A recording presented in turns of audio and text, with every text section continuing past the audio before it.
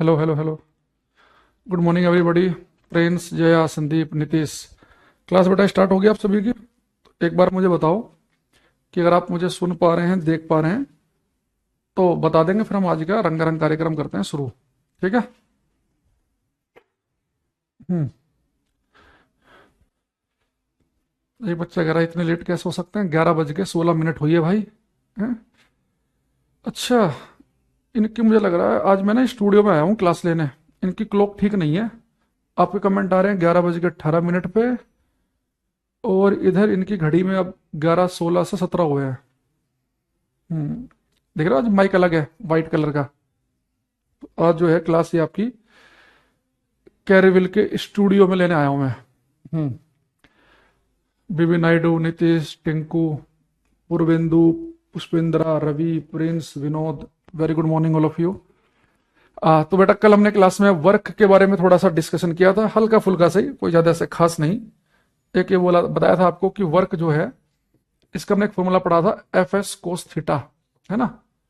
और ये जो एफ एस कोस थीटा है, इसे मैंने कहा था कि हम इसे कैसे लिख सकते हैं, ऐसे F vector dot S vector की फॉर्म में, है ना। तो दो वेक्टर क्वांटिटी के बीच में अगर हमें डॉट दिखेगा, यानी वर्क जो है हमारा स्केलर क्वांटिटी बनेगी, अदिश राशि, स्केलर अदिश। ठीक। आ रही बात समझ में सभी को? आवाज नहीं आ रही? कौन बच्चा है अगर आवाज नहीं आ रही? यहाँ तो बढ़िया दिखा रहा है भाई वॉइस। बाकी को आवाज आ रही है भाई? राजा ने तो, शुभम, टिंकू, कार्तिक को नहीं आ रही, बाकी सबको आ रही है कि नहीं है बताओ। अच्छा, दूसरी चीज, एक हमने शायद आपको ये बताया था कि अगर आप किसी ऑब्जेक्ट को अगर जमीन पर रखा है, एम किलोग्राम का है, अगर कोई कुली या कोई बच्चा उसे ऊपर उठा के रख दे, तो किसी सामान को जब ऊपर उठा के रखेगा कोई व्यक्ति, तो उसके द्वारा कार्य किया जाएगा प्लस एम जी एच। और जब किसी सामान को आप ऊपर उठा के लेके जाएंगे तो ग्रेविटी वर्क करेगी माइनस एम जी एच। तो ग्रेविटी के द्वारा किया गया कार्य माइनस एम जी एच होगा, है ना। और किसी व्यक्ति के द्वारा किया गया कार्य होगा प्लस एम जी एच। ये कह रहा है हिंदी में पढ़ाया करो भाई, ये ना फॉर्मूला ऐसे ही होता है, हिंदी में फॉर्मूले अलग नहीं होते। अब तो मैं समझ में दिक्कत क्या है कि तुम्हें पता ही नहीं चल रहा है। जीवन में थोड़ी मेहनत की होती है ना, पहले पढ़ाई की होती, तो डिफरेंस पता होता। ये बेटा हिंदी इंग्लिश में फॉर्मूला ऐसे ही होता है। वर्क का फॉर्मूला, कार्य का फॉर्मूला हिंदी इंग्लिश में यही है, एफ एस कोस थीटा। बस इंग्लिश में बोल देंगे ये फोर्स है, ये डिस्प्लेसमेंट है। हिंदी में बोल देंगे ये बल है और ये विस्थापन है। तो मैंने कहा था अगर किसी वस्तु को, किसी ऑब्जेक्ट को अगर आप एच हाइट ऊपर लेके जाएंगे, तो किसी व्यक्ति के द्वारा किया गया कार्य होगा प्लस एम जी एच। और किसी वस्तु को हम ऊपर लेके जाएंगे तो इस प्रोसेस में ग्रेविटी काम करेगी माइनस एम जी एच। फिर मैंने एक आपको बताया था कि अगर कोई कुली कोई सामान सर पर रखे और एक आगे बढ़ जाए, तो इस प्रोसेस में कुली के द्वारा बैग पर क्या क्या कार्य होगा शून्य। क्योंकि कुली जो है इस बैग को जब अपने सर पर रखता है तो फोर्स लगाता है ऊपर की तरफ, और बैग का डिस्प्लेसमेंट हो रहा है आगे की तरफ। तो फोर्स और डिस्प्लेसमेंट के बीच में एंगल था 90 डिग्री का, तो थीटा की वैल्यू 90 थी। तो हमने यहां पे पढ़ा था कि वर्क कितना होगा, 0। तो ये हम कल डिस्कस कर चुके हैं। ठीक है। ये एमजीएच कैसा है, क्लास पढ़ा करो, सारी क्लास लिया करो, मुंह उठा के मत आया करो क्लास में से ही कि जब मन किया क्लास में चले आए, कैसे आया ये। तो कोई बच्चा ऐसा तो नहीं क्लास में, तुम इतनी बार कहते कहते मुझे खुद से गिल्टी सी फील होने लगी है ना। ऐसा डांटते हुए टीचर को खुद को अपने ऊपर अफसोस होता है, कह रहा है जी एमजीएच कैसे आया। जब मन करेगा क्लास में चले आएंगे ऐसे ही। अचानक से दिखता हूँ ना लाइव लिखा हुआ है, हाँ भाई पैसे दे रखे हैं 800 रुपये, चलो। अब मास्टर जाकर सर मारते हैं, कुछ भी यार तुम पढ़ते लिखते नहीं हो, कैसे बच्चे हो तुम। मैं भी 12th फेल मूवी देख रहा था अभी एक दिन, मैं देख के भावुक हो गया। 2 बार देख ली मैंने, दोबारा 3 बार देखने का मन कर रहा, तीसरी बार भी। बंदों के पास ऑप्शन नहीं है, तब भी सफाई कर रहे हैं, टॉयलेट साफ कर रहे हैं, तो भी उन्हें पढ़ना है। तुम यार घर में बैठ के, घर में रहकर, कहीं बाहर नहीं निकलना, कुछ निकलना, तुम तब भी नहीं पढ़ते हो। कह रहा है जीएमजीएच कैसे आया। अब इसमें एक दो क्वेश्चन आप करेंगे, इन्हें बड़े ध्यान से देखना, तो ये इससे मुझे थोड़ा सा और आइडिया होगा। चलो पहले एक क्वेश्चन आप, चलो इससे भी पहले ये छोड़ो अभी आप।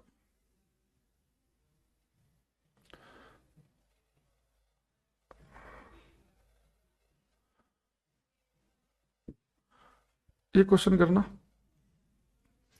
इसने कहा कि एक आदमी जिसके सर पर एक बक्सा है वह सीढ़ी पर चढ़ रहा है, आदमी द्वारा बक्से पर किया गया कार्य क्या होगा। बेटा देखो, आदमी के सर पे बॉक्स रखा हुआ है और आदमी जो है ना एक सीधी रेखा में नहीं चल रहा, ये आदमी के सर पे बॉक्स रखा है और ये सीढ़ियों पे चढ़ रहा है। तो कह रहा है कि work done by man on the box क्या होगा। ठीक है,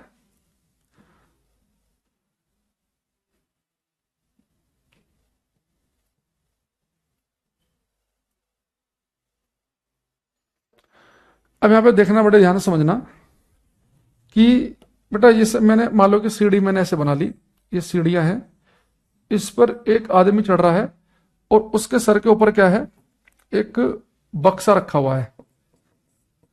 ठीक, अभी चढ़ते चढ़ते बेटा यहां पहुंच गया, मान लो यहां पे। तो कह रहा कि इस आदमी के द्वारा बॉक्स पर किया गया कार्य बताइए क्या होगा।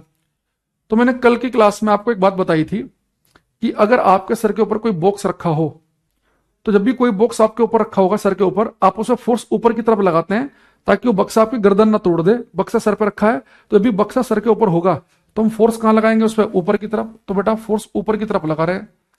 अच्छा, आपका बॉक्स यहां पर था, अभी यहां पर पहुंच गया, तो इसका डिस्प्लेसमेंट भी कहां है, ऊपर की तरफ ही है। भाई बक्सा भी यहां पर था, अब यहां पहुंच गया, तो इसका डिस्प्लेसमेंट भी ऊपर की तरफ है। तो जिस दिशा में फोर्स लग रहा है उसी ही दिशा में डिस्प्लेसमेंट भी है, दोनों सेम ही डायरेक्शन में है। तो यानी कि इसका मतलब क्या होगा, वर्क क्या होगा, पॉजिटिव। भाई कार्य जो है वो कब पॉजिटिव होता है, वर्क का फॉर्मूला है एफ एस कोस थीटा। अब एक बात समझो आप कि अगर फोर्स और डिस्प्लेसमेंट एक ही दिशा में हो तो उनके बीच का एंगल होगा 0 डिग्री, कोस 0 की वैल्यू 1, तो वर्क पॉजिटिव आएगा। तो बेटा किया गया कार्य यहां पे पॉजिटिव है।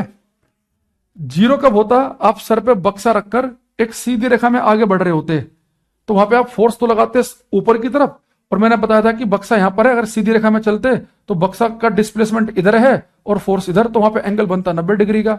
तो यहां पे बेटा इसका आंसर क्या बनेगा हमारा, पॉजिटिव, यानी कि ए आंसर। बक्सा सर पर रखकर सीधी रेखा में चल रहे हैं कि सीढ़ियों पर चढ़ रहे हैं, दोनों में चेंज हो जाएगा। जब होगा राजपाल पता चल जाएगा, भाई अभी पढ़ ले। ये करो, एक क्वेश्चन है यहां पे, ये कह रहा है कि a porter with a suitcase on his head is climbing up a flight of stairs with a uniform speed, the work done by the weight of suitcase on the suitcase. बेटा इस बार कह रहा है कि एक कुली ने फिर से अपने सर पे एक सूटकेस रखा हुआ है और वो सीढ़ियों की उड़ान पर, यानी कि सीढ़ियों के ऊपर चढ़ रहा है लगातार। तो इस बार कह रहा है कि जो सूटकेस का जो वेट है उसके द्वारा किया गया कार्य कितना है। तो पिछले वाले क्वेश्चन में उसने पूछा था कि कुली ने बक्से पर कितना काम किया, तो कुली ने बेटा फोर्स लगाया बक्से पे ऊपर, डिस्प्लेसमेंट भी ऊपर, तो वर्क पॉजिटिव आया था। लेकिन इस वाले केस में आप देखो कि जो सीढ़ियां हैं, इन सीढ़ियों के ऊपर फिर से कुली चढ़ रहा है। तो मान लो कि कुली अभी यहां पर था,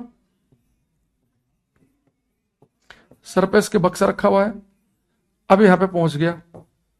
लेकिन इस बार ये कह रहा है कि जब बक्सा लेके ऊपर जाएगा तो जो वेट है सूटकेस का उसके द्वारा किया गया कार्य है। तो बेटा वेट किसी भी वस्तु का हमें पता है कि हमेशा नीचे की तरफ काम करता है, तो उसका जो वेट होगा वो काम कहां करेगा, नीचे की तरफ। तो सूटकेस का जो वेट है mg वो नीचे की तरफ लग रहा है और सूटकेस कहां जा रहा है, ऊपर की तरफ। तो डिस्प्लेसमेंट कहां है इसका, ऊपर की तरफ। तो फोर्स लग रहा है नीचे, डिस्प्लेसमेंट ऊपर, दोनों के बीच का एंगल 180 डिग्री, कोस 180 होता माइनस, तो यानी कि यहाँ पे वर्क क्या होगा, नेगेटिव होगा। तो बी आंसर आएगा इसका, जो मैं रामपाल, प्रवेंदु, रवि, टिंकू बिल्कुल बढ़िया बता रहे हैं। आप देखो अब ये मैं आपसे कुली वाला केस दोबारा डिस्कस कर रहा हूं, इससे ज्यादा वैरायटी इसमें नहीं बनेगी। सबसे पहले एक चीज देखना, अगर कभी पेपर में ये कहे कि कुली ने कोई सामान प्लेटफॉर्म से उठाया और अपने सर के ऊपर रखा, तो किसी सामान को जब उठा के आप अपने सर के ऊपर रखते हैं उस केस में क्या क्या कार्य होता है, पॉजिटिव। कुली के द्वारा बात कर रहा हूं मैं, तो कोई कुली किसी सामान को उठा के सर पर रखेगा तो उसके द्वारा क्या कार्य होगा, पॉजिटिव। लेकिन जब वो सामान उठा के ऊपर रखेगा सर पे, तो इस प्रोसेस में ग्रेविटी कितना काम करेगी, नेगेटिव। क्योंकि जब वो सामान को ऊपर उठा रहा होगा तो ग्रेविटी तो हमेशा नीचे की तरफ ही लगती है, ग्रेविटी नीचे की तरफ फोर्स लगाती है और डिस्प्लेसमेंट ऊपर हो रहा है, तो ग्रेविटी ने काम किया नेगेटिव। या आप ये कह सकते हो कि सूटकेस का जो वेट है उसने क्या काम किया, नेगेटिव। तो किसी सामान को कुली उठा के सर पर रखेगा तो उसके द्वारा क्या कार्य, पॉजिटिव है। कुली ने सर पर सामान रख रखा है और एक सीधी रेखा में आगे बढ़ रहा है, तो उसके द्वारा क्या क्या कार्य होगा, 0। कुली ने सामान सर पर रख रखा है, सीढ़ियों पर चढ़ रहा है, तो कार्य होगा पॉजिटिव। तो कुली 0 काम कब करता है कि सामान उसके सर पर रखा हो और वो सीधी रेखा में आगे जा रहा हो, तो 0 वर्क। जमीन से उठा के सामान सर पर रखेगा तो पॉजिटिव वर्क। सामान सर पर रखा हुआ है और सीढ़ियों पर चढ़ रहा है तो भी पॉजिटिव वर्क। ग्रेविटी क्या करेगी, अगर आपने कोई सामान उठा के सर के ऊपर रखा तो प्रोसेस में ग्रेविटी ने कही नेगेटिव काम, सामान सर पर रखा हुआ है आपने और आप सीढ़ियों पर चढ़ रहे हैं तो भी ग्रेविटी या सूटकेस के वेट के द्वारा किया गया कार्य नेगेटिव। तो देखो यहां पे सूटकेस के वेट के द्वारा किया गया कार्य नेगेटिव क्यों है, क्योंकि वेट जो है नीचे की तरफ लगता है या ग्रेविटी नीचे की तरफ काम करती है और सूटकेस ऊपर जा रहा है, डिस्प्लेसमेंट उसका ऊपर है, तो दोनों अपोजिट डायरेक्शन में है तो एंगल 180 का बनेगा, तो नेगेटिव काम। इस वाले केस में उसने ग्रेविटी नहीं, कुली ने कितना काम किया, बक्सा सर पर रखा है तो कुली ऊपर की तरफ फोर्स लगा रहा है और डिस्प्लेसमेंट भी ऊपर की तरफ ही है तो वर्क पॉजिटिव। और बाकी दो केस हम कल डिस्कस कर चुके हैं, है ना, क्लास में। अब इसमें एक मैं चाहूंगा कि आप ये वाला क्वेश्चन करें ध्यान से, तुक्केबाजी नहीं करेंगे, ध्यान से पढ़ के करेंगे। थोड़ा मैं नीचे कर देता हूं कहीं इन लोगों की वजह से कट ना जाए। तो क्लास में ना इस चीज का बहुत ध्यान रखा करो, इससे ना टीचर को भी मजा नहीं आता। आप लोग किसी क्लास में आते हो, किसी क्लास में नहीं आते, चलती हुई क्लास में आ जाओगे कि जी मैं लेट हो गया हूं दोबारा बता दो, है कल की क्लास में नहीं आए, ये एक चीज कैसे आई। तो आपको खुद सोचना चाहिए कि भाई जब कंटिन्यूटी आपकी नहीं है तो आपको क्वेश्चन नहीं पूछना चाहिए। फिर जो बच्चा डेली आ रहा है लाइव क्लास में वही पूछे, जिनकी क्लास पूरी नहीं हुई पहले पीछे की क्लास कंप्लीट कर ले और फिर आए, उससे बाकी बच्चों का टाइम भी खराब नहीं होगा जो सीरियस है पढ़ने में।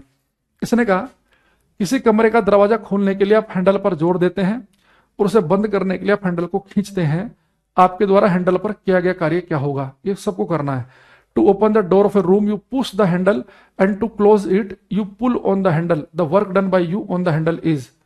देखो आपने देखा होगा कई बार आप किसी दुकान में गए, दुकान पे लिखा होता है ना गेट पर पुश और या पुल लिखा होता है, तो कह रहा है कि जब आप दरवाजे को खोलते हो तो आप उसे पुश करते हैं और बंद करते समय आप उसे पुल करते हो। तो कह रहा है कि आपके द्वारा हैंडल पर किया गया कार्य क्या होगा। मुझे एक चीज बताओ, जब बेटा आप दरवाजे को पुश कर रहे हैं, आपने दरवाजे पे हाथ रखा, आपने उसे पुश किया, तो आपने जिधर को फोर्स लगाया दरवाजा उधर को ही तो भागा है भाई, जिधर को फोर्स लगा रहे हैं डिस्प्लेसमेंट उधर को ही हो रहा है, तो यानी कि पुश जिधर किया दरवाजा उधर ही गया, यानी कि वर्क पॉजिटिव। पुल करते समय आप दरवाजा अपनी तरफ खींच रहे हैं, फोर्स अपनी तरफ लगा रहे हैं, दरवाजा भी आपकी तरफ ही आ रहा है तो वर्क पॉजिटिव। दरवाजा चाहे खोलो चाहे दरवाजा बंद करो, दोनों केस में आप पॉजिटिव वर्क कर रहे हैं। या कोई बच्चा कह रहा है जी ऐसा नहीं है, मैं दरवाजे पर धक्का मारता हूं उधर को और दरवाजा उधर को नहीं जाता, दरवाजा तो मेरी तरफ को आता है। भाई जिधर को आप फोर्स लगाएंगे, जिधर को आप धक्का मारेंगे दरवाजे पर, जिधर फोर्स लगा तो डिस्प्लेसमेंट विस्थापन उसी तरफ हुआ, तो पुश करते समय वर्क पॉजिटिव, पुल करते समय दरवाजा अपनी तरफ खींचा और दरवाजा मेरी तरफ ही आया। तो अगर फोर्स और डिस्प्लेसमेंट सेम डायरेक्शन में हो, जिधर को बल लगाया जाए डिस्प्लेसमेंट भी उसी दिशा में हो तो वर्क पॉजिटिव होता है। पूरी क्लास में केवल संदीप का और अंकिता गलत है, बाकी सबका ठीक है, सबने पॉजिटिव ही बोला है। तो जब भी आपको चेक करना हो ना कि वर्क पॉजिटिव कब होता है और नेगेटिव कब होता है, तो बस आप ये देखा करो कि वर्क किसी फोर्स के द्वारा किया जाता है, या तो आदमी फोर्स लगाए, व्यक्ति फोर्स लगाए, या कई बार वो ग्रेविटी जो फोर्स लगाती है उसके बारे में बात करें। तो आप ये देखो कि जिधर को फोर्स लगा क्या डिस्प्लेसमेंट उसी डायरेक्शन में हो रहा है क्या, तो वर्क पॉजिटिव। जिधर को फोर्स लग रहा है अगर डिस्प्लेसमेंट उसके विपरीत दिशा में है तो वर्क नेगेटिव। और फोर्स और डिस्प्लेसमेंट दोनों 90 डिग्री के एंगल पे हो तो वर्क जीरो।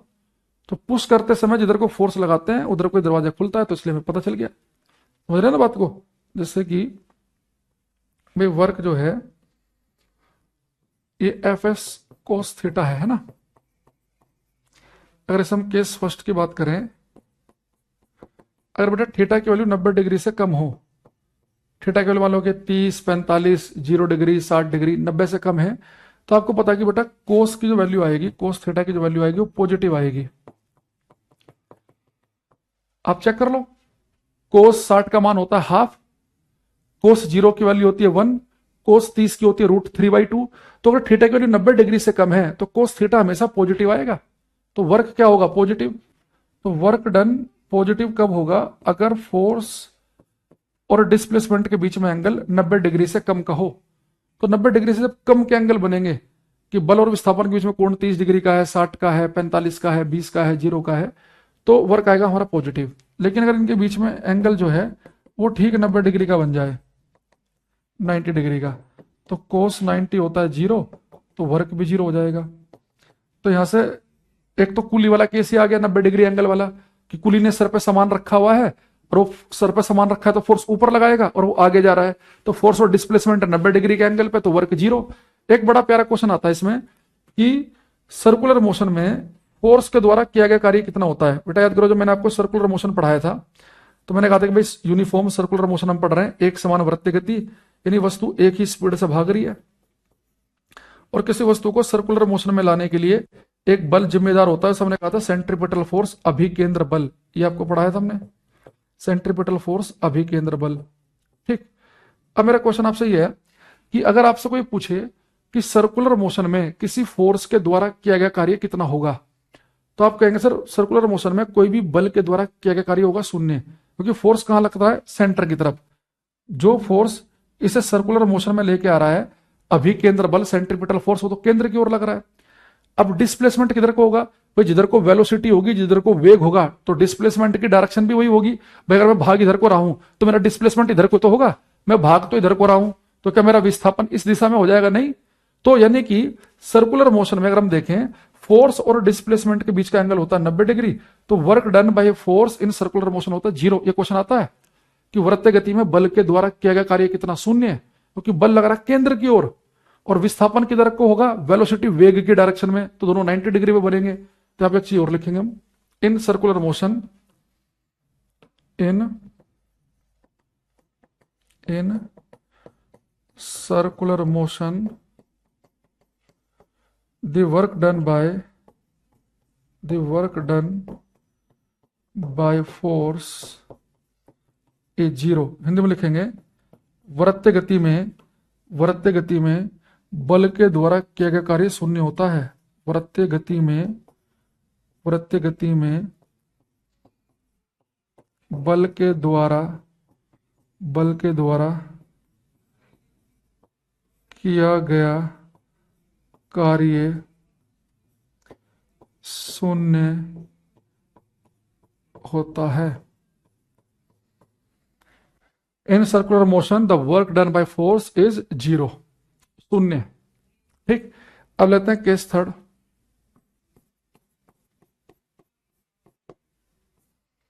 अगर बेटा थीटा की वैल्यू 90 डिग्री से ज्यादा हो जाए, अगर थीटा की वैल्यू 90 से बड़ी है, 120 पे है, फोर्स और डिस्प्लेसमेंट के बीच का एंगल 90 से ज्यादा हो, 120 है, 150 है, 180 है, तो अगर 90 से बड़ा हो ना तो बेटा कोस की वैल्यू फिर आती है नेगेटिव, तो फिर कोस थीटा नेगेटिव होता है। जैसे आपको पता है कि कोस 180 होता है -1, कोस 120 होता है -12, तो फिर वर्क आएगा नेगेटिव। तो वर्क नेगेटिव कब आएगा, अगर फोर्स और डिस्प्लेसमेंट के बीच का एंगल अगर 90 डिग्री से बड़ा हो। जैसे जब हम किसी सामान को ऊपर की तरफ उठाते हैं, तो अगर आपसे कोई पूछे कि ग्रेविटी ने कितना कार्य किया, गुरुत्व ने कितना कार्य किया, जब किसी वस्तु को हम ऊपर उठाएंगे तो ग्रेविटी तो हमेशा नीचे की तरफ लगती है, तो ग्रेविटी जो फोर्स लगा रही है वो नीचे लगा रही है और बैग जा रहा है ऊपर, तो फोर्स और डिस्प्लेसमेंट के बीच में एंगल बन रहा है 180, 90 से बड़ा, तो दोनों के बीच में अगर एंगल 180 है तो माइनस में आएगी कोस की वैल्यू, तो वर्क कैसा हो जाएगा, नेगेटिव। तो नेगेटिव वर्क के लिए थीटा होना चाहिए 90 से बड़ा। अगर हमें सबसे मिनिमम वर्क चाहिए, मिनिमम वर्क के लिए भाई नेगेटिव वर्क तो होगा थीटा से बड़ा, पर 180 पे मिनिमम आएगा कि 120 पे कि 150 पे, तो मिनिमम जो वर्क आएगा, मिनिमम वर्क के लिए थीटा होना चाहिए 180 डिग्री, यानी ठीक अपोजिट डायरेक्शन में हो दोनों। तो मिनिमम वर्क तब आएगा जब थीटा 180 हो। वर्क 0 कब आएगा, जब दोनों के बीच में एंगल 0 हो। पॉजिटिव कब आता है, थीटा 90 से कम हो। अगर थीटा की वैल्यू एग्जैक्ट 0 ही हो, एग्जैक्ट 0, तो फिर वर्क आएगा आपका मैक्सिमम। देखो क्यों, ऐसा क्यों है, अब भाई खुद सोचो कि अगर मैं थीटा की वैल्यू 0 पुट कर दूंगा तो कोस 0 की वैल्यू आएगी 1, और कोस की वैल्यू 1 से ज्यादा नहीं हो सकती, तो कोस की मैक्सिमम वैल्यू हमें कब मिल रही है, थीटा 0 पुट करने पे। अच्छा, कोस की सबसे कम वैल्यू हो सकती है -1, तो नेगेटिव वैल्यू में -1, कभी -3 या -4 नहीं हो सकता कोस, तो कोस की सबसे न्यूनतम वैल्यू -1 कब मिलेगी, जब हम थीटा की वैल्यू 180 डिग्री रखेंगे। भाई कोस का मान 1 से -1 के बीच में हो सकता है, तो कोस की मैक्सिमम वैल्यू 1 कब मिलेगी हमें, मैक्सिमम वैल्यू कोस की कब मिल रही है, थीटा 0 पुट करने पर। तो कोस की मैक्सिमम वैल्यू थीटा 0 मिल रही है, तो वर्क सबसे ज्यादा कब मिलेगा, जब थीटा क्या होगा 0, यानी दोनों के बीच का एंगल 0 डिग्री हो, जिस डायरेक्शन में फोर्स हो एग्जैक्ट उसी में डिस्प्लेसमेंट हो। कोस की सबसे छोटी वैल्यू कब क्या होती है, -1, तो कोस की सबसे छोटी वैल्यू -1 हमें कब मिलेगी, जब थीटा की वैल्यू 180 डिग्री होगी। तो अगर आपको न्यूनतम वर्क चाहिए तो फोर्स और डिस्प्लेसमेंट दोनों एक दूसरे के अपोजिट होने चाहिए। आपको मैक्सिमम वर्क चाहिए तो दोनों के बीच में एंगल होना चाहिए 0 डिग्री का, और आपको 0 चाहिए तो फोर्स और डिस्प्लेसमेंट के बीच में एंगल होना चाहिए 90 डिग्री का। ठीक है, अब इसमें कई बार वो बस एक छोटी सी बात ये पूछ लेता है कि अधिकतम वर्क मैक्सिमम वर्क कब मिलेगा, जब बल और विस्थापन दोनों सेम दिशा में होंगे, दोनों के बीच में एंगल जीरो। जीरो वर्क के लिए फोर्स और डिस्प्लेसमेंट के बीच का एंगल 90 है, और न्यूनतम के लिए बिल्कुल अपोजिट, जैसे कि जब हम किस सामान को ऊपर उठा रहे हैं, ग्रेविटी नीचे काम कर रही है और डिस्प्लेसमेंट ऊपर लग रहा है ना। तो ये छोटी छोटी सी एक दो बातें आप ध्यान कर सकते हैं। अब आते हैं थोड़ा अच्छे क्वेश्चन की तरफ। तो मैं यहाँ पे एक बार लिख देता हूं। अभी तक हमने क्या पढ़ा कि वर्क का एक बेसिक सा फॉर्मूला है एफ एस कोस थीटा।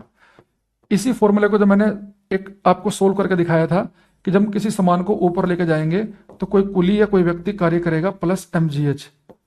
इसका मैंने आपको प्रूफ भी बताया था कि mgh कैसे आया कल की क्लास में ना। तो भाई जब किसी सामान को आप ऊपर उठाओगे तो आपको उसमें फोर्स लगाना पड़ेगा उसके वेट के बराबर। तो वेट कितना है mg।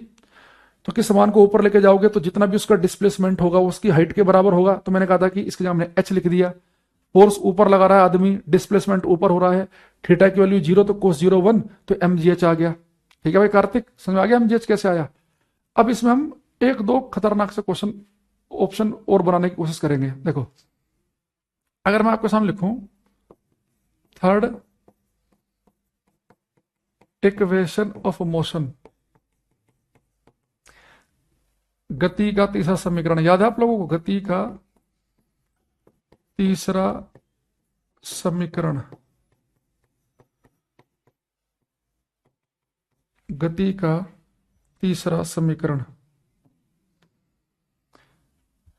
Third equation of motion. ये बेटा मैंने आपको लिखवाया था v square is equal to u square plus 2as। उम्मीद कर रहा हूं कि सबको याद होगी ये।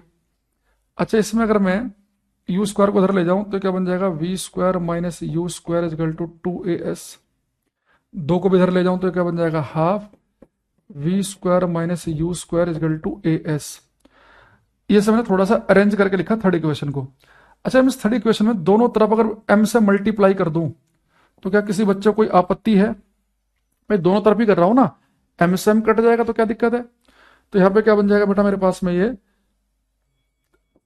Half m v square minus u square, और ये जो m और a है इसे एक साथ लिख देते हैं हम, ये हो गया s। तो f इजकल टू होता है m में, तो बन गया मेरे पास half m v square minus u square f into s. ये बेटा हमारे बड़े काम का है फॉर्मूला। एक तो इसे लिख लो साइड में, half m v square minus u square is equal to f into s. अब यहाँ पे एक चीज और देखना कि बेटा फोर्स इंटू डिस्प्लेसमेंट ये क्या हो गया वर्क। तो वर्क किसके बराबर आ गया half m v square minus u square के। ठीक, तो भाई फोर्स इंटू डिस्प्लेसमेंट बल गुणा विस्थापन ये तो कार्य होता है। तो वर्क का एक फॉर्मूला मेरे पास ये भी आ गया half m v square minus u square. ये बड़ा काम आएगा हमारे। ये फॉर्मूला देखो हम कब लगाएंगे, अगर पेपर में हमारे से कह दे कि एक वस्तु 5 मीटर पर सेकंड की स्पीड से भाग रही थी तो इसकी स्पीड 5 मीटर पर सेकंड से 10 मीटर पर सेकंड करने में कितना वर्क करना पड़ेगा। एक वस्तु 50 की स्पीड से भाग रही थी, उसे रोकना है, इनिशियल स्पीड उसकी 50 है, फाइनल 0 करनी है, तो कितना वर्क करना पड़ेगा। जब भी पेपर में स्पीड बढ़ाने या स्पीड घटाने के लिए वर्क की बात करेगा तो मैं इस फॉर्मूले को लगाऊंगा हमेशा, वर्क का half m v square minus u square. अच्छा आगे चल के मैं आपको चीज बताऊंगा कि एक हम होता है जब कोई ऑब्जेक्ट भाग रहा होता है ना, इसी चैप्टर का नाम है ना वर्क पावर एंड एनर्जी, ऊर्जा। तो इसी चैप्टर में आगे पढ़ेंगे जब कोई ऑब्जेक्ट भाग रहा होता है उसके पास एक एनर्जी होती है, हम कहते हैं काइनेटिक एनर्जी, गतिज ऊर्जा, वो होती है हाफ m v स्क्वायर। अगर v स्पीड से भाग रहा है तो half m v square, u speed से भाग रहा है तो हाफ m u स्क्वायर। तो काइनेटिक एनर्जी का फॉर्मूला होता है हाफ m v स्क्वायर। तो यहां देखो ये लिखा है हाफ m v स्क्वायर, अगर मैं इसे अंदर मल्टीप्लाई कर दूं half m v square minus half m u square. यानी बेटा ये क्या बता रहा है मुझे, काइनेटिक एनर्जी में चेंज बता रहा है ना। तो मान लो कोई ऑब्जेक्ट जो है उसकी शुरुआत की स्पीड u हो और फाइनल स्पीड उसकी v हो, तो शुरुआत की काइनेटिक एनर्जी कितनी होगी उसकी हाफ m u स्क्वायर, और फाइनल कितनी होगी उसकी हाफ m v स्क्वायर। अगर मैं हाफ m v स्क्वायर में से हाफ m u स्क्वायर घटा दूं, फाइनल एनर्जी में से इनिशियल घटा दूं, तो एनर्जी में चेंज आएगा कि नहीं आएगा।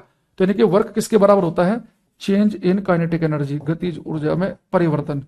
तो किसी वस्तु पर अगर आपको उसकी स्पीड बढ़ाने या घटाने के लिए कितना कार्य किया गया वो पूछेगा तो half m v square minus u square से निकालेंगे, और इसी चीज को हम बोल सकते हैं काइनेटिक एनर्जी में चेंज। तो इसे बेटा बोलते हैं वर्क एनर्जी थ्योरम। ये हमारी कार्य ऊर्जा थ्योरम कहलाती है, वर्क एनर्जी थ्योरम है ये हमारी कार्य ऊर्जा प्रमेय। तो एक बार उसने पूछा कि भाई किसी वस्तु पर जो टोटल वर्क, टोटल कार्य किया जाता है वो किसके बराबर होता है? गतिज ऊर्जा में परिवर्तन के बराबर है, काइनेटिक एनर्जी में चेंज के बराबर। देखो यहां तक जो अभी तक मैं आपसे ये वाला फॉर्मूला पढ़ा रहा था ना, इस फॉर्मूला में बेटा क्या था कि किसी वस्तु पे कोई फोर्स लगा तो फोर्स ने कितना कार्य किया, वो डब्ल्यू है कि फोर्स ने कितना काम किया। ये जो फॉर्मूला हम पढ़ेंगे ना कि half m v square minus u square, यहाँ पे जितने भी वस्तु में फोर्स लग रहे हैं सारे फोर्सों के द्वारा किया गया कुल कार्य होगा ये एक्चुअल में टोटल वर्क आता है। कि मान लो एक वस्तु पे 10 फोर्स लग रहे हैं, उन 10 के 10 फोर्स ने मिलकर जो टोटल काम किया यहां पे वो आएगा। तो जब भी वस्तु की स्पीड बढ़ाने या घटाने की बात करेंगे, वस्तु की स्पीड कब बढ़ सकती है? जितने भी वर्क, जितने भी फोर्स उस पर लग रहे हैं, तो उनका जो नेट फोर्स बचेगा वो नेट फोर्स तो उसकी स्पीड बढ़ाएगा। ये घटाने के लिए जितने फोर्स काम कर रहे हैं उसका जो नेट बनेगा वही तो घटाएगा। तो इसमें जो वर्क है वो टोटल जितने भी फोर्स लग रहे हैं उन सबके द्वारा किया गया कुल कार्य होता है ये half m v square minus half m u square. और किसी वस्तु पर जितने भी फोर्स लग रहे हैं उनके द्वारा किया गया कुल कार्य उस वस्तु की गतिज ऊर्जा में परिवर्तन के बराबर होता है। तो ये भी आपको याद रखना है कि वर्क का ये, और ये भी याद रखना है, और एक ये वाला फॉर्मूला भी याद रखना है। इन सबको मैं आपको दिखाऊंगा कि हम कैसे कैसे यूज करेंगे, तो आपको बढ़िया से समझ में आ जाएगा। तो टेंशन मत लेना बिल्कुल भी। इसके लिए मैं एक काम करता हूँ, थोड़ा सा ज्यादा बढ़िया आपको समझ में आए।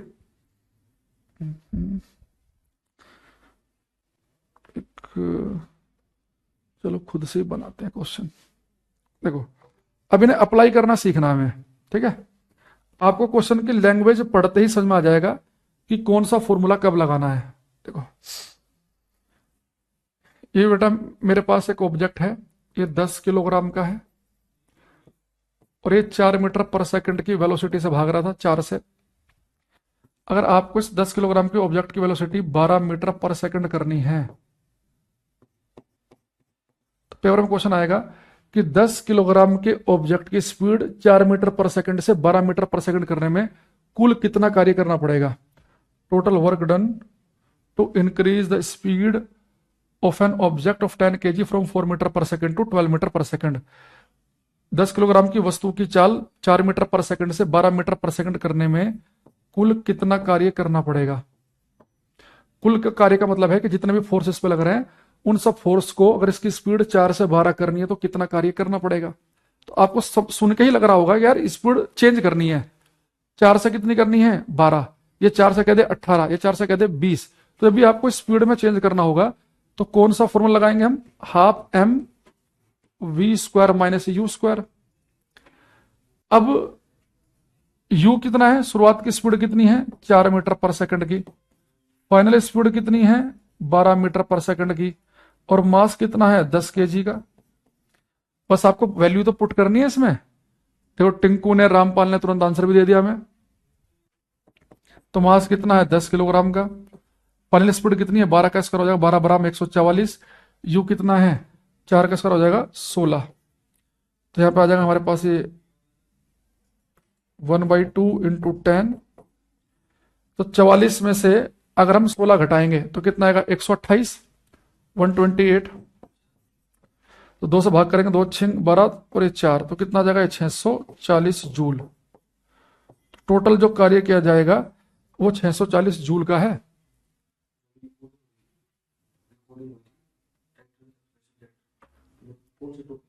वेव का थर्ड वीडियो है वो,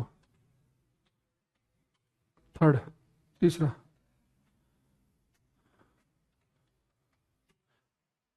और भाई तुम्हारी जो घड़ी है 2-3 मिनट लेट है ये क्लास 2-3 मिनट लेट हुई है स्टार्ट। देखो बच्चों का कमेंट देखो 11:46। जैसे मान लो अभी ऊपर देखो ऐसे कुछ आएगा ना, और इसमें बाद में बज रहे हैं घड़ी में या 45। तो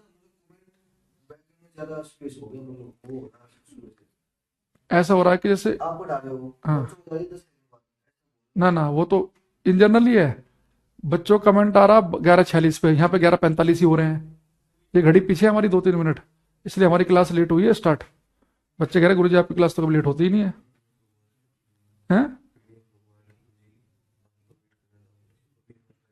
है ना, घड़ी के हिसाब से। वो तो तुमने तो ठीक किया अपनी तरफ से। चलो यहाँ तो कितना है बेटा? 640। अब एक अगला क्वेश्चन करेंगे ऐसे ही।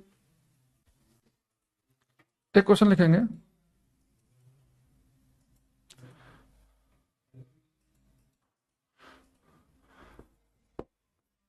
हाउ मच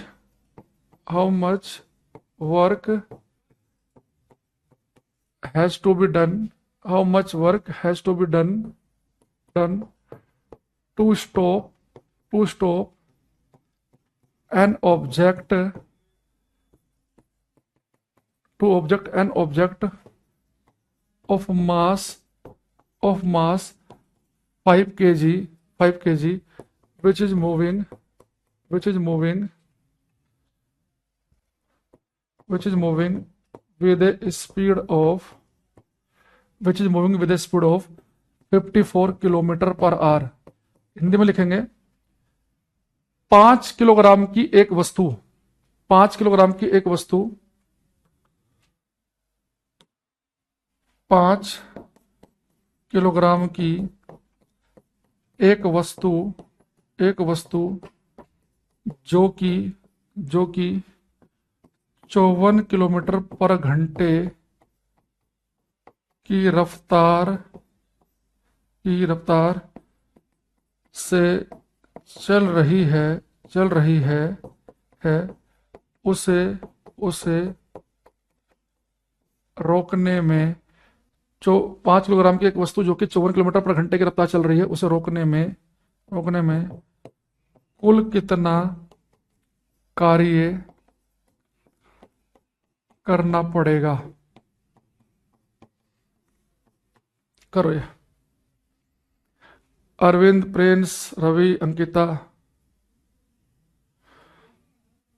ऐसा कह रहा सर ये फॉर्मूला तभी होगा जब थीटा, नहीं ऐसा कुछ नहीं है। इस फॉर्मूले बस स्पीड जहाँ कम ज्यादा हो रही हो सीधे फॉर्मूला लगा देना है। Total work done, how much work has to be done to stop an object of mass 5 kg which is moving with a speed of 54 kilometre per hour. तो बेटा 5 किलोग्राम की एक वस्तु जो कि 54 किलोमीटर पर घंटे की रफ्तार से चल रही है उसे रोकने में कुल कितना कार्य करना पड़ेगा।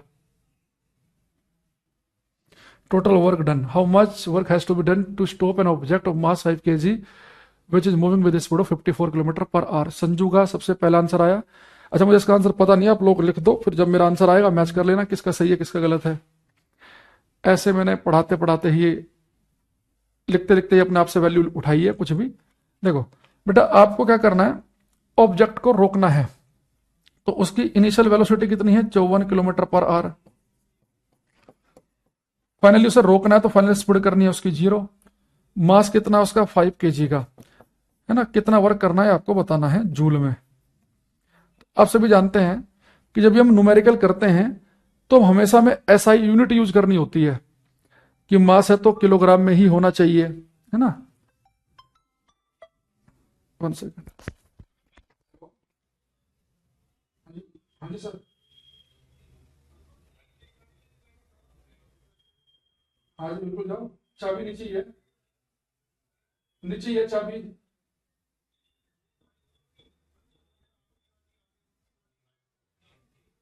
कोई दिक्कत नहीं सर, मैं तो अभी यहीं पे हूँ 3:30-4 बजे तक।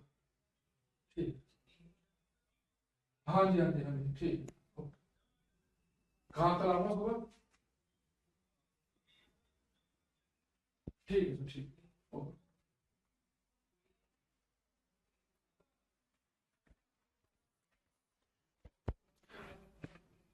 अच्छा देखो अब आपको पता बेटा कि इसे 54 किलोमीटर पर घंटे को हमें किसमें बदलना पड़ेगा, मीटर पर सेकंड में। तो 5/18 से मल्टीप्लाई करनी पड़ेगी। 18×3 = 36, 18 × 54 तो यानी कितना बन जाएगा 15 मीटर पर सेकंड। जिस बच्चे ने सीधे 54 रख दिया होगा उसका बिल्कुल गलत आंसर आएगा। और मुझे लग भी रहा है कि एक दो धुरंधर ने कर भी दिया ऐसे काम, जिनके आंसर आ रहे हैं 7,000, 8,000, 15,000, ये सब वही है कि 54 का स्क्वायर चिपका दिया इन्होंने। देखो अब हमें पता है कि बेटा जब भी हमें स्पीड बढ़ानी है घटानी है तो टोटल वर्क क्या होता है, half m v square minus u square.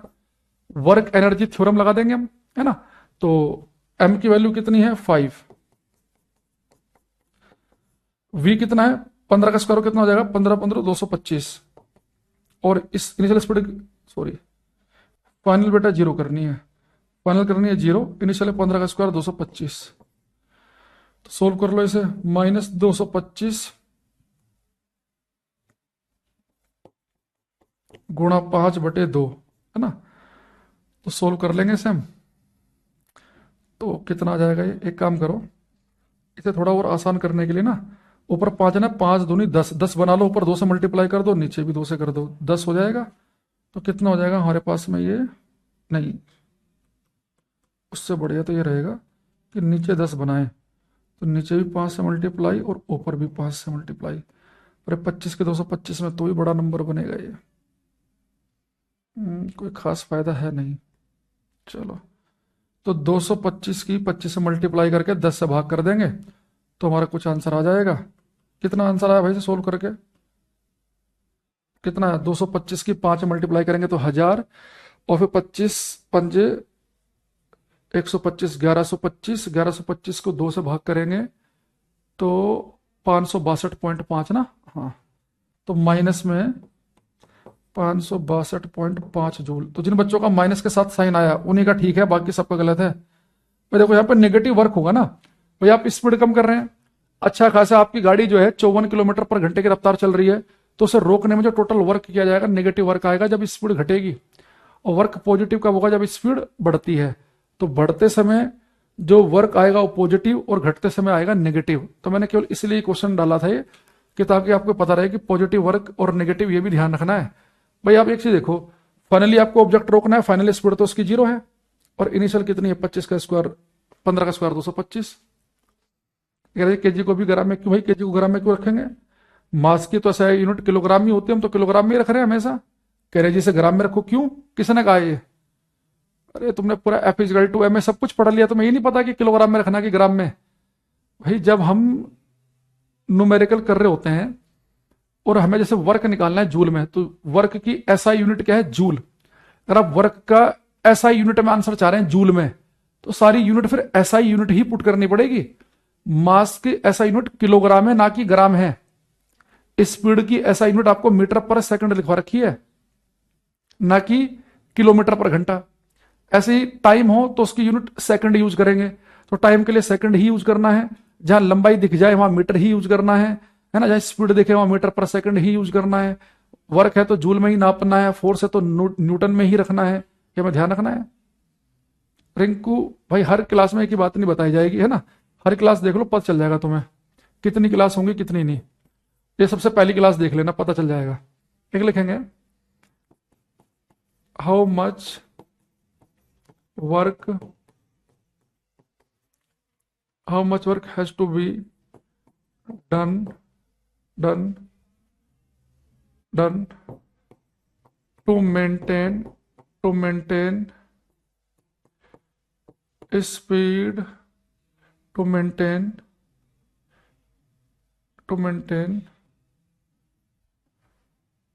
a speed of 79 kilometer per hour, to maintain a speed of 79 kilometer per hour of an object of mass 69 ग्राम। लिख रहा है ये कि 69 ग्राम की एक वस्तु की चाल, 69 ग्राम की एक वस्तु की चाल 79 किलोमीटर पर घंटा बनाए रखने के लिए कितना कार्य करना पड़ेगा? 69 ग्राम की एक वस्तु की चाल 79 किलोमीटर पर घंटा बनाए रखने के लिए कितना कार्य करना पड़ेगा? समझ में आ रहा भाई सभी को? ये करो, 69 ग्राम की एक वस्तु की चाल, 69 ग्राम की एक वस्तु की चाल 79 किलोमीटर पर घंटा बनाए रखने के लिए कितना कार्य करना पड़ेगा? लॉजिक है बस, ये घबराने के लिए डराने के लिए लिखा मैंने 79 किलोमीटर पर आवर, पचला इसका मीटर पर सेकंड बनाने बैठ जाओ, 69 ग्राम से किलोग्राम बनाने बैठ जाओ। क्यों? कुछ करना ही नहीं है भाई। आपने करना क्या है कि ऑब्जेक्ट की स्पीड को मेंटेन रखना है, यानी उसकी इनिशियल स्पीड कितनी है 79, और फाइनल भी 79 ही रखनी है मेंटेन, ना तो स्पीड बढ़ानी ना घटानी। तो स्पीड बढ़ाने के लिए पॉजिटिव काम करना पड़ता है, स्पीड घटाने के लिए नेगेटिव वर्क होता है, और स्पीड ना तो बढ़ानी ना घटानी, वर्क 0। तो भाई आपको सोचो वर्क क्या होता है? Half m v square minus u square. तो इनिशियल और फाइनल दोनों स्पीड आपकी सेम है 79 किलोमीटर पर आवर। तो जितना यू उतना वी दोनों आपस में कट जाएंगे तो कितना बन जाएगा? 0। ये कभी आंसर नहीं आया? आधे सोच रहे हो मास्टर जी को क्या हो गया, क्या क्या लिख रहे हैं ये कैलकुलेशन सिखाने आ गया आज हमें, 79 और ये 69। जब भी ऐसा दिखे ना, ये केवल ऊट पटांग कर मैं चीजें लिख ऑप्शन लिख रहा हूँ, ऐसे बना रहा हूँ ये, तो ये फिर तो भाई बहुत लंबा क्वेश्चन हो जाएगा। अगर हमें सबको कन्वर्ट करना पड़े इस किलोमीटर पर घंटे को मीटर पर सेकंड में से किलोग्राम में और वैल्यू वैल्यू पुट पुट करनी पड़े, तो फिर तो टाइम खराब करने वाली बात है। तो ये केवल ये चेक करने के लिए, इसी चीज को मैं ऐसे भी लिख सकता था कि स्पीड मेंटेन रखनी है 10 मीटर पर सेकंड की 1 किलोग्राम की वस्तु की, तब भी आंसर जीरो ही आता है ना, जब ना स्पीड बढ़ा रहे ना घटा रहे हम। अच्छा, अब हमें पता चल गया कि हमें एमजीएच कब लगाना है। जब किसी वस्तु को उठा के हम ऊपर रखेंगे तो हम एमजीएच लगाएंगे। जब हमें फोर्स और डिस्प्लेसमेंट और एंगल दे रखा हो कि इतना फोर्स लगाया, इतना डिस्प्लेसमेंट हुआ, इतना एंगल है, तो हम एफ एस कोस थीटा लगा देंगे। जब हमें स्पीड बढ़ानी या घटानी होगी तो टोटल वर्क, टोटल कार्य कितना किया गया वस्तु पे, तो अब हम half m v square minus u square लगा देंगे। दिमाग में चल रहा ना, क्वेश्चन की लैंग्वेज पढ़ के आपको पता चलेगा कि हमें कौन सा फॉर्मूला कब लगाना है। शून्य ठीक आ रहा, बड़ी जल्दी आ रहा भाई तुम्हारा आंसर। टिंकू, रवि, प्रवेंदु, उज्जवल। देखो इस क्लास में टिंकू रेगुलर बच्चा है, ये पूर्वेंदु भी बिल्कुल रेगुलर है ना। अभी और कुछ के नाम आएंगे तो जिनके नाम मुझे दिख रहे हैं उनका पता चल रहा है कि हाँ, बच्चे डेली क्लास में उपस्थित रहते हैं। अच्छा, अगले पे आते हैं। एक मुझे आप बताओ,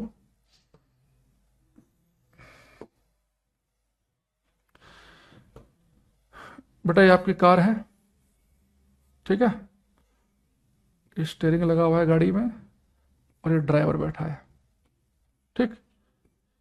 अब आपकी जो गाड़ी थी, ये गाड़ी आप यू स्पीड से लेके जा रहे हैं, यू स्पीड से आपकी कार जा रही है, और आप बड़े मजे में जा रहे थे, जा रहे थे, जा रहे जा रहे थे, अचानक से आपने देखा कि सामने यार दीवार आ गई है, रोड क्लोज। आपने कहा यार ये क्या हो गया। आपने क्या करोगे, तुरंत ब्रेक लगाने शुरू करोगे, और आपने ब्रेक लगाने शुरू किए और आपकी जो गाड़ी है वो ऐसा डिस्टेंस चलने के बाद यहां पर रुक गई। आपकी जो कार है वो रुक गई फाइनली एस दूरी चलने के बाद, और आपने जो फोर्स लगाना पड़ा आपको वो एफ फोर्स लगाना पड़ा, यानी कि जो आपको ने ब्रेक के ऊपर पैर रखे, खींच के जो आपने ब्रेक मारे, तो एफ फोर्स लगाया आपने, और आपकी गाड़ी एस दूरी चलने के बाद रुक गई, आप बच गए। आपने कहा जी मजा आ गया। अब नेक्स्ट डे का माहौल बनाते हैं हम। अगले दिन क्या हुआ, अगले दिन आप फिर आ रहे थे, सेम वही कार है, सेम यही कार में उसी सड़क पे फिर से आ रहे हैं आप, और आज आप ज्यादा भावुक हो गए। आपने कहा रात तो वो दीवार हट गई होगी, थोड़ा सा ही काम था सड़क में, है ना। तो आप आज आ रहे हैं डबल स्पीड से भागते हुए। अगर कल आपकी गाड़ी की स्पीड जो थी वो अगर 50 थी, तो आज आप 100 पे चला रहे हैं। आप गाड़ी को लेकर आ रहे सेम सड़क पे, उसी गाड़ी को 100 की स्पीड, फिर से दीवार वहीं खड़ी है, फिर आप फिर खींच के ब्रेक मारोगे। आज तो भाई जब गाड़ी 50 की स्पीड पे चल रही हो तो आपने कुछ ताकत से ब्रेक लगाया, आपकी गाड़ी रुक गई। लेकिन बेटा अगर आपको गाड़ी को उतनी ही दूरी में रोकना है और गाड़ी की स्पीड ज्यादा हो, तो हमें खींच के ब्रेक नहीं मारने पड़ते भाई। हम बहुत ही हल्के से स्पीड में हम गाड़ी लेके जा रहे हो, कोई सामने से अचानक इंसान आ जाए तो हम ब्रेक मारेंगे, गाड़ी रुक जाएगी।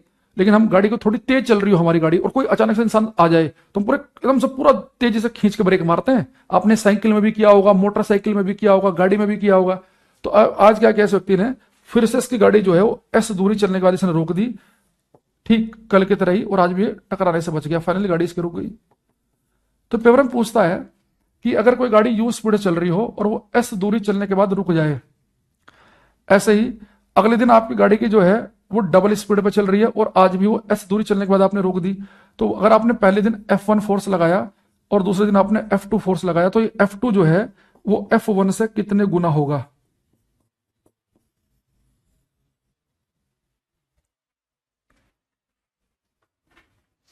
सेम दूरी में आपको अपनी कार रोकनी है। अगर आप कार को डबल स्पीड पर भगा रहे हैं तो पहले के मुकाबले कितने गुना ज्यादा आपको बल लगाना होगा, ये आपको बताना है।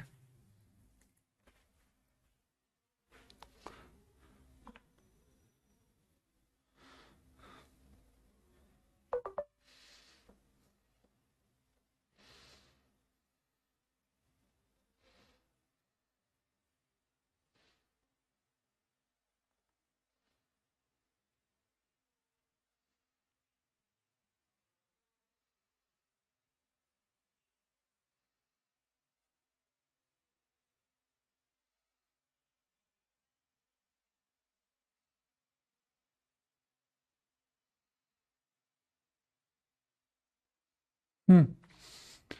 बीबी नायडू का बड़ा सुंदर आंसर आया हमारे पास। विजय का भी अच्छा आंसर आया है, रामपाल का भी। रामपाल का तो देखो कितनी तगड़ी प्रोग्रेस चल रही है, रामपाल हर क्लास में टॉप पे चल रहा है, फर्स्ट रैंकिंग चल रही है इस बैच में रामपाल की। राजा, उज्जवल, नीतीश सबका ठीक है, लेकिन रैंकिंग पहली रामपाल की रहेगी, भले तुम ठीक कर दो।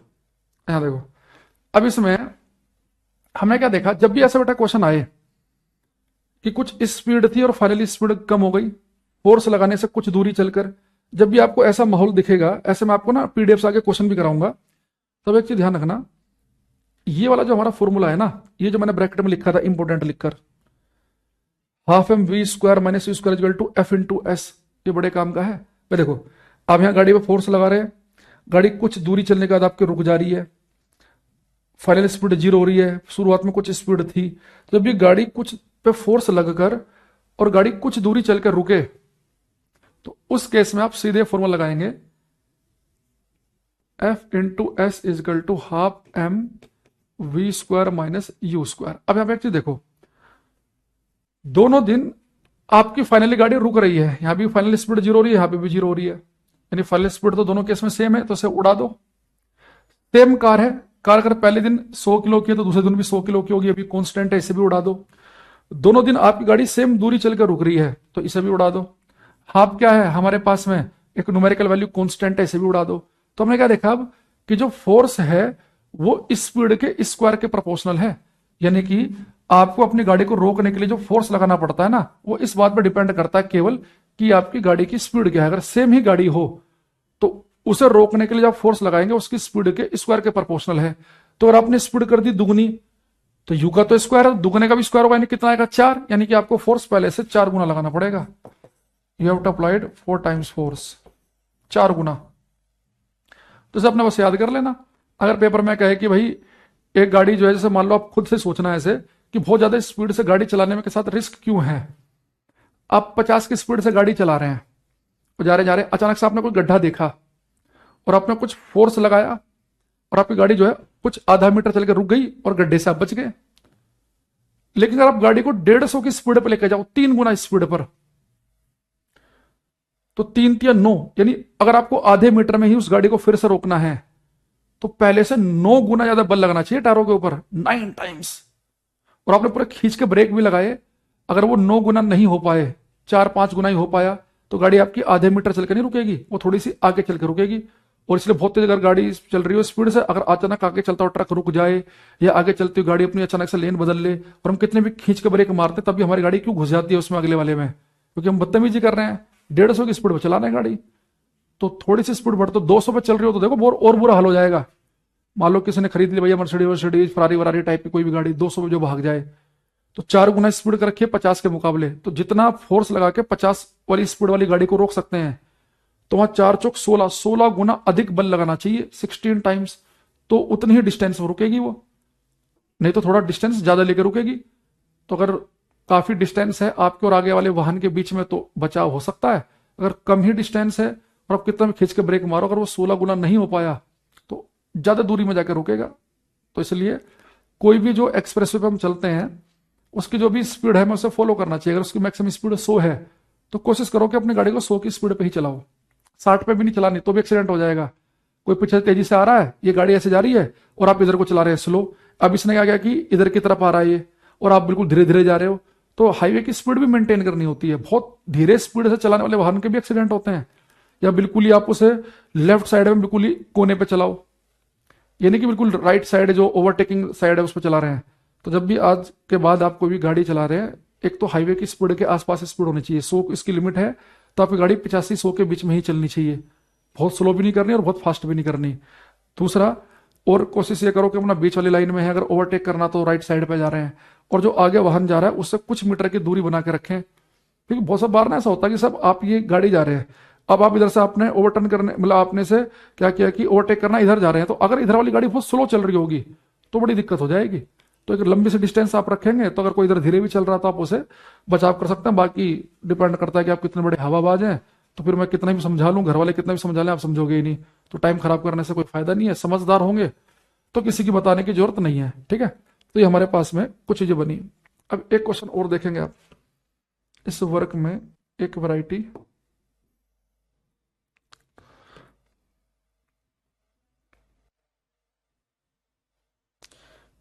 ये बेटा एक चेन है, जंजीर, जंजीर समझ रहे हो ना, ठीक। अब ये जंजीर जो है, ये टोटल जो है, मैं एग्जैक्टनेस की पेपर वाली ही वैल्यू ले लेता हूं।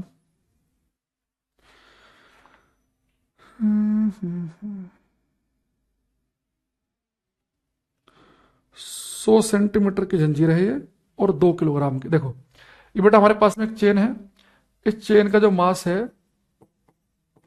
जंजीर का मास जो है वो 2 किलोग्राम का है, और इसकी जो टोटल लेंथ है वो है 2 मीटर की। दो है कि एक? 1 मीटर की।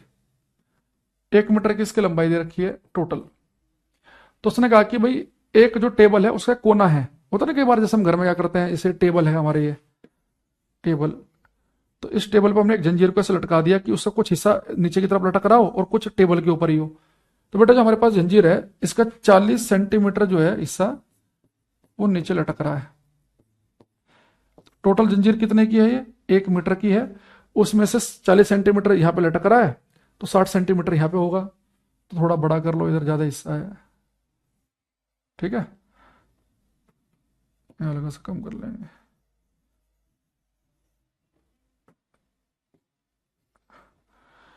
पूरी चेन 2 किलोग्राम की, 1 मीटर जो है कि टोटल चेन थी, 40 सेंटीमीटर हिस्सा इसका लटक रहा है। तो उसने क्वेश्चन पूछा हमारे से, आपको बताना है कि work done to pull the chain, इस चेन को आपको ऊपर खींचना है, जो हिस्सा इसका नीचे लटका है ना, आपको इस चेन को ऊपर की खींचना है। तो टोटल कितना कार्य करना पड़ेगा इस चेन को खींचने में? टोटल वर्क डन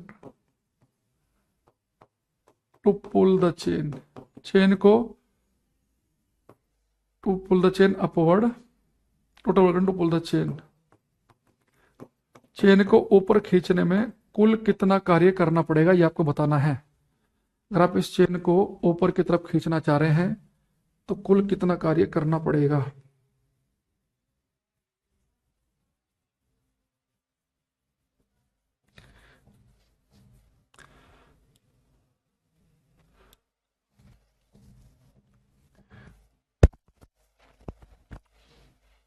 हम्म,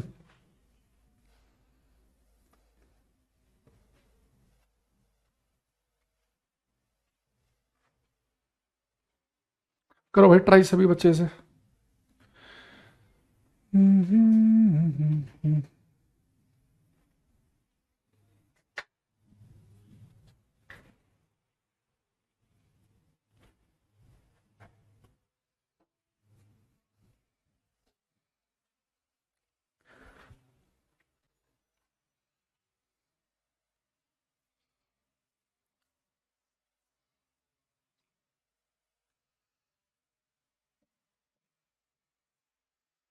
कुछ आंसर मेरे पास में आए हैं। सबसे पहला है रवि का, चलो शुरू करते हैं। पहले बेटा मुझे एक चीज बताओ, हमें चेन जो ऊपर खींचनी है उसकी लंबाई कितनी है? आप कहेंगे सर 40 सेंटीमीटर, साफ साफ बनाया आपने फोटो में।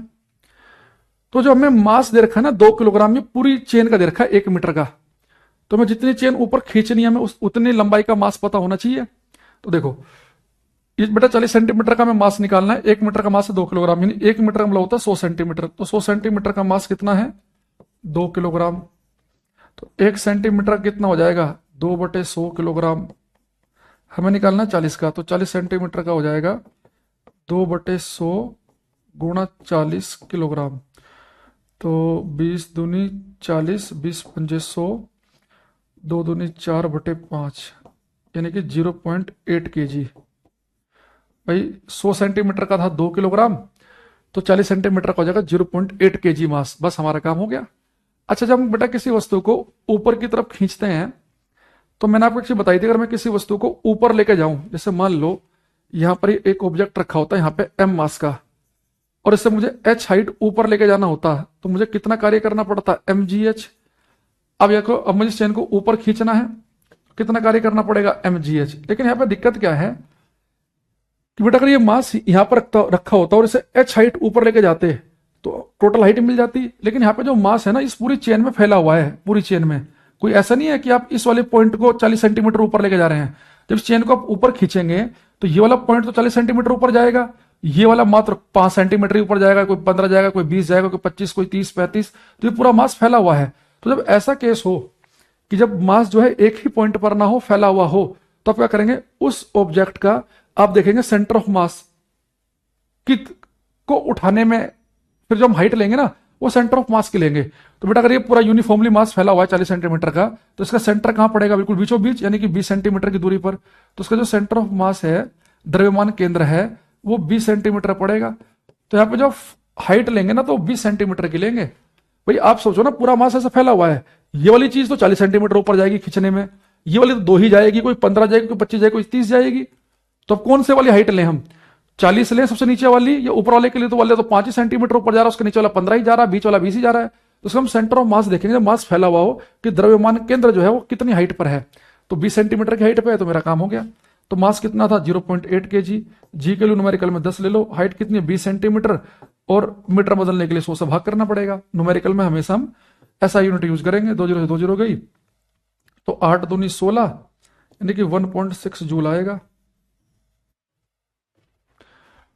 तो रवि का 2.4 आया। इन्होंने क्या किया, हाइट जो है ना वो 40 सेंटीमीटर ही ले ली। बेटा कोई 40 सेंट अगर ऐसा होता ना, या 40 सेंटीमीटर नीचे कोई पॉइंट, एक ऑब्जेक्ट होता जिसका पूरा मास एक ही पॉइंट पे होता, तो इसे पूरे को उठाते तो 40 सेंटीमीटर ऊपर लेके जाते। यहाँ पे मास ना डिस्ट्रीब्यूटेड है, तो कुछ पूरी चेन में फैला हुआ मास है, तो इसमें सेंटर ऑफ मास को देखेंगे कि उसे कितना उठाना है। तो हमारा जो इसका आंसर आएगा वो कितना आया मेरा आंसर, 1.6 जूल। तो ये हमारा करेक्ट आंसर है। देखो, हाँ 1.6 जूल ही आंसर है इसका।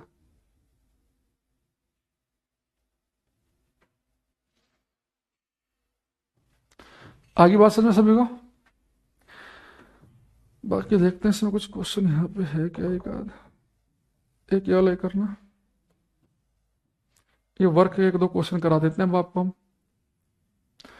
सर आज मैं पहली बार लाइव आया हूँ, आपको थैंक यू बोलने के लिए, आपकी वजह से फिजिक्स क्लास का इंतजार रहता है, बहुत अच्छा पढ़ाते हैं, अभिषेक कह रहे हैं थैंक यू। चलो अभी क्वेश्चन करना, calculate the work done by student in lifting a 0.5 kg book from ground and keeping it on a shelf 1.5 metre high. बेटा देखो, ये जो लड़का है ये क्या कर रहा है, एक किताब को, उसका मास कितना है 0.5 kg, किताब यहाँ रखी थी, इसे 1.5 मीटर ऊपर लेके जा रहा है, तो कितना वर्क करेगा। तो आपके दिमाग में तुरंत आ गया होगा कि सर कौन सा फॉर्मूला लगाएंगे, किसी वस्तु को उठा के ऊपर लेके जा रहे हैं तो mgh। किताब कितने की है 0.5 kg की है, जी की वैल्यू 10 ले लो, और h कितना है 1.5, तो पॉइंट से गया 0, 15 पंजे 75, यानी कि 7.5 जूल का काम करना पड़ेगा। ये किसी पेपर में आया क्वेश्चन है जो पीडीएफ में आपको दिख रहे हैं, 7.5 जूल। और सिंबल लिखना चाहते हो तो कैपिटल जे। देखो अगर यूनिट का भी साइंटिस्ट का नाम हो ना, यूनिट साइंटिस्ट का नाम, तो अगर आप पूरा नाम लिखना चाहते हो जूल, तो फिर आपको स्मॉल लेटर यूज करना पड़ता पहले में।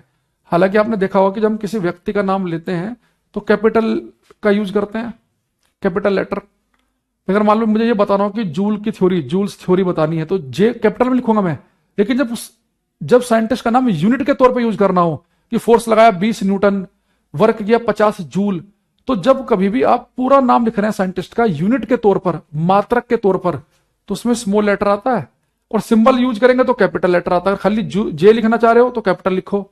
लेकिन हमें इसमें हम ज्यादा फोकस क्यों नहीं करते हैं, क्योंकि जब हम क्लास में पढ़ रहे हैं इसमें हम ऑब्जेक्टिव पेपर की तैयारी कर रहे हैं, तो यहां फर्क नहीं पड़ेगा। अगर हम सब्जेक्टिव पेपर की तैयारी कर रहे होते तो फिर हमें लिखना पड़ता कि वस्तु पे हमने कितना फोर्स लगाया 10 न्यूटन, फिर ऐसे लिखते, या फिर हम ऐसे लिखते 10 कैपिटल एन। अगर मैं ऐसे लिख दूं ना 10 न्यूटन, तो ये गलत हो जाएगा ये। तो बात अलग है कि टीचर को भी पता हो, जो कॉपी चेक कर रहा है तुम्हारी, इतना है ना, पता चला एक धुरंधर तो ऐसे ही हो सकता है कि वो ईस्वी नंबर काट ले, स्मॉल एल लिख दिया, व्यक्ति का नाम है, अरे व्यक्ति का नाम है यूनिट के तौर पे यूज हो रहा है, तो स्मॉल एन इसलिए लिखा है।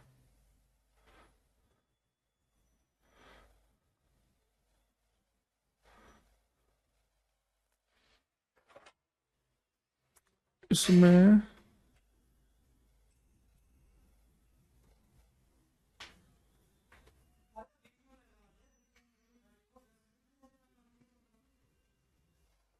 इसमें तो और बेटा कोई ऐसा क्वेश्चन है नहीं। इस वाले पीडीएफ में देखते हैं कुछ मिल जाए काम का अपने।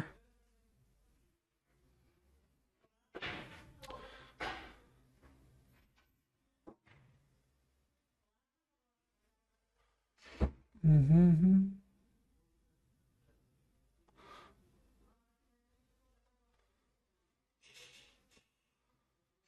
घर वाले बोर्ड में तो मेरे ना बहुत सारी पीडीएफ हैं, यहाँ पे है नहीं इतनी। चलो कोई नहीं,